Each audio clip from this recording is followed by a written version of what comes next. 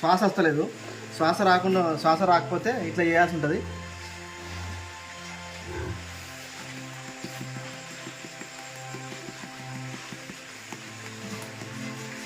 ఇట్లా కూడా చేయకపోతే దాంట్లో నోరు పెట్టి ఊదాల్సి ఉంటుంది.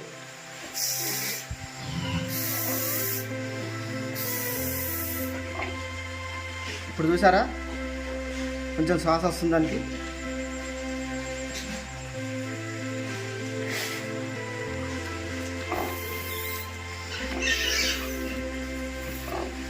చూసారుగా, ఇప్పుడు దానికి శ్వాస రావడం జరుగుతుంది.